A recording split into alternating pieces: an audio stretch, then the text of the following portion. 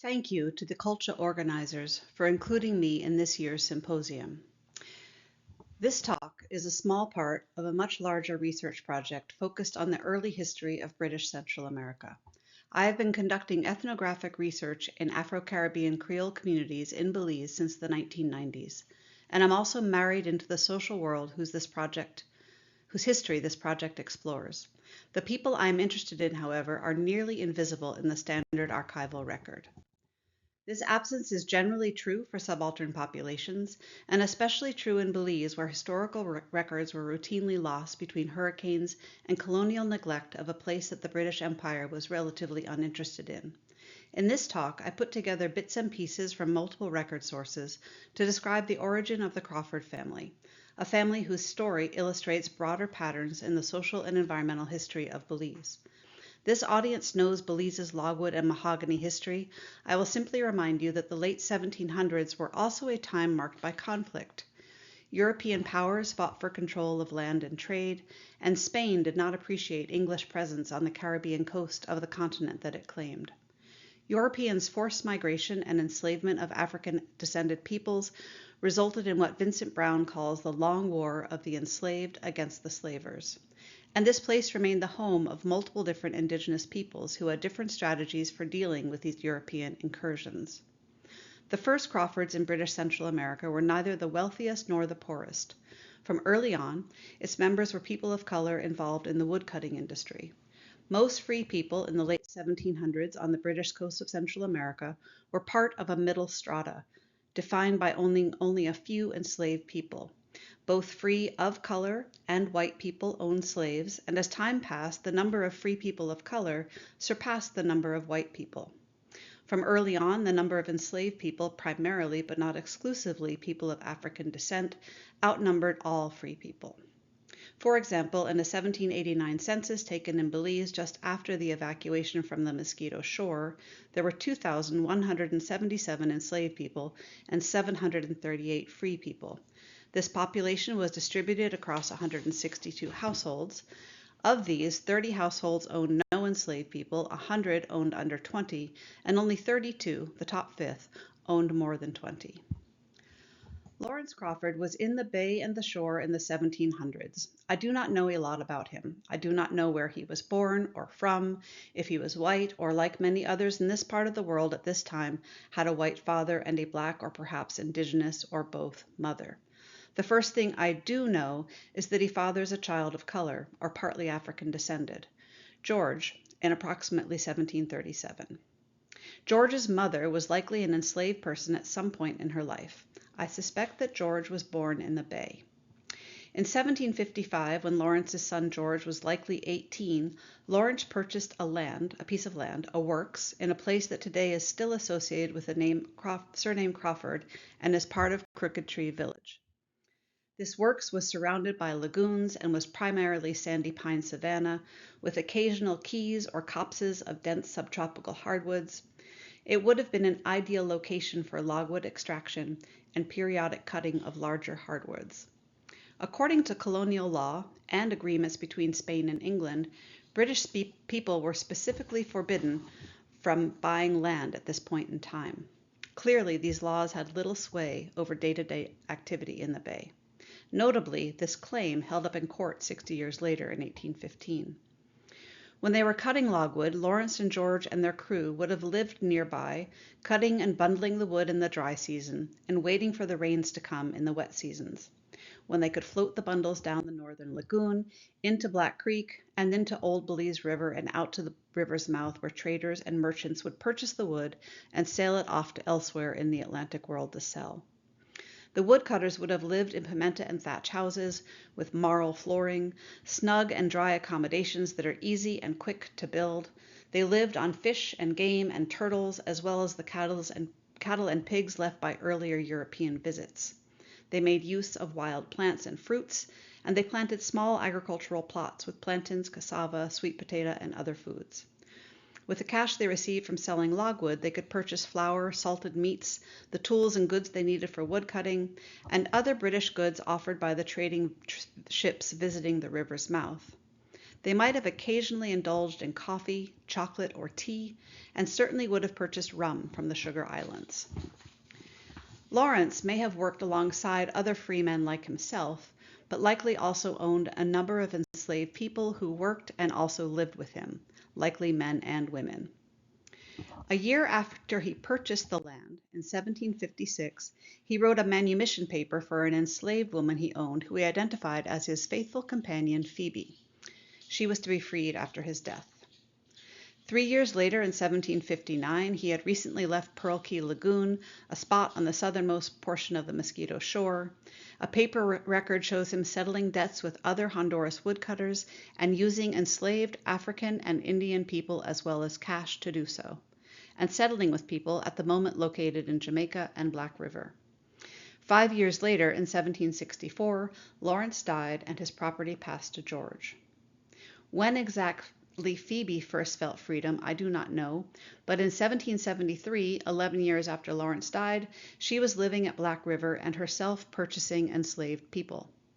In her will, she gave her son, George Lewis, who was living in Jamaica, property that she owned in the Bay of Honduras.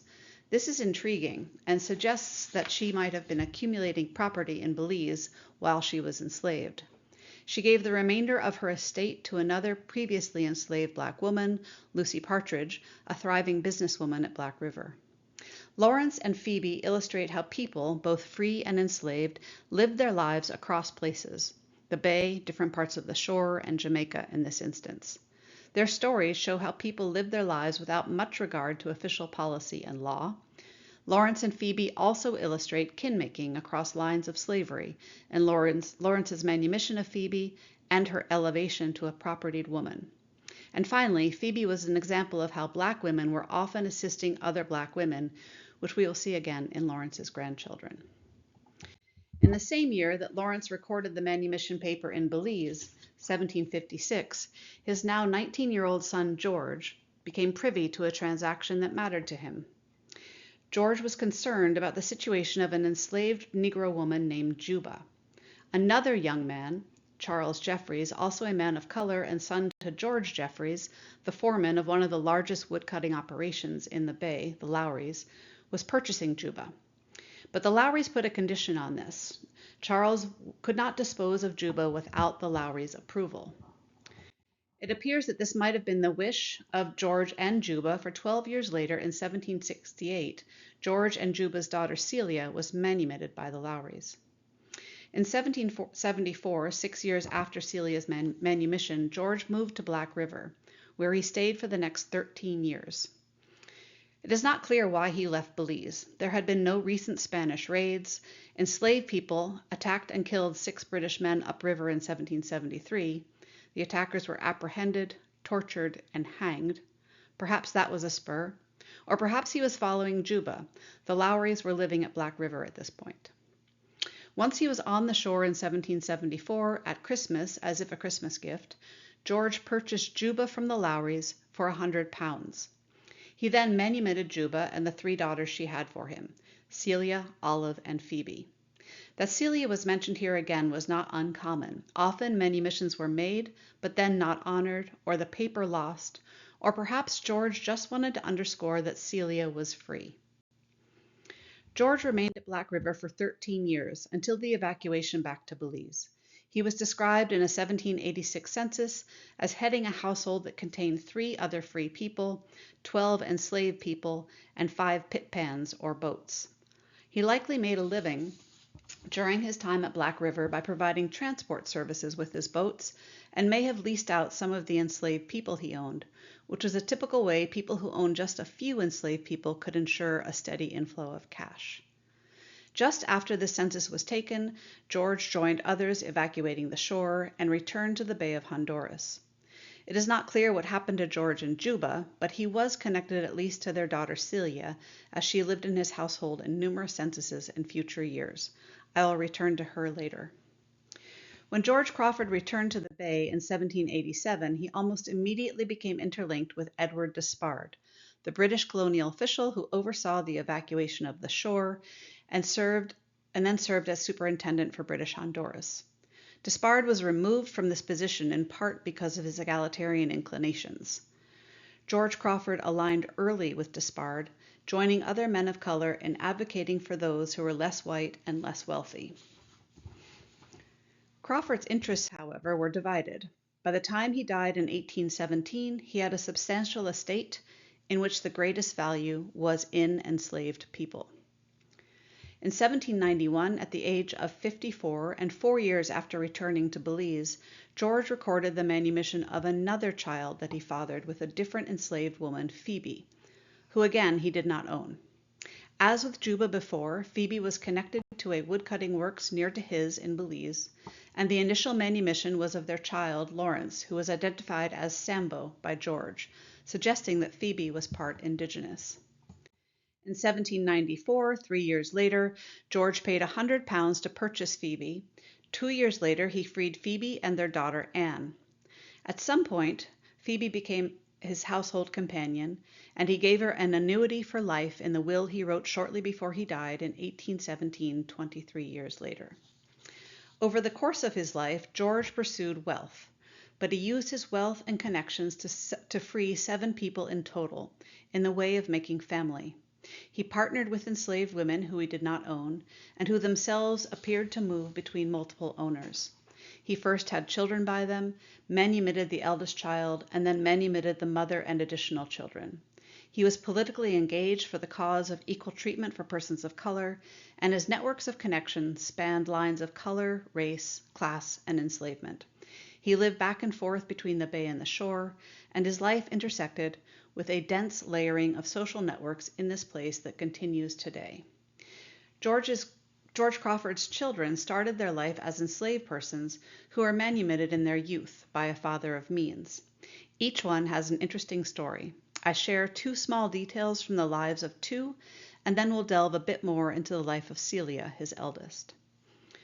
Olive, his second child by Juba, herself partnered with Charles Jeffries, the young man of color who purchased Juba in the 1750s. Olive had a child with Jeffries and then afterwards partnered with a different man for the rest of her life.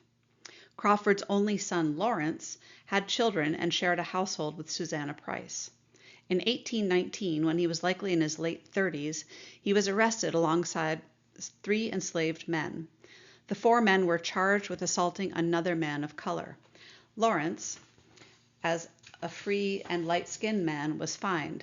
His enslaved and likely darker-skinned accomplices received the harsh but typical sentence of being lashed 39 times on their bare backs in public. The first record of Celia as a grown woman shows her connected to a man named Uriah Trapp in 1780, when she was likely in her late 20s. Uriah, born in 1751, was the black son of Ephraim Trapp and Clorinda, an enslaved woman who Ephraim owned. Ephraim himself was a white captain and logwood merchant from what is today Martha's Vineyard outside of Boston. In 1755, when he was in his mid-30s, Ephraim died aboard a ship, leaving behind Clorinda, pregnant with twins. Ephraim's will freed Clorinda and her twins, providing they were his. One of these twins, Jane, would go on to become wealthy and influential. In 1787, just before the evacuation of Black River, Uriah, now aged 36, was listed as living in a household with 2 free people and 4 enslaved people. At some point in the next year, Celia and Uriah's child, Celia had Uriah's child, George Trapp. Uriah died shortly thereafter, and Celia had her father, George Crawford, appointed as the guardian of his grandson and namesake. Celia lived in her father's household and seemingly had no more children. Likely her son George died young as well. About 10 years later, she applied for a license to run a tavern. In the early 1800s, Celia was still managing Uriah's estate, and she and her half-brother Lawrence claimed 2 logwood works in Crooked Tree. Celia married later in life to Joseph Goff and left her estate to him in the first will she wrote in 1822.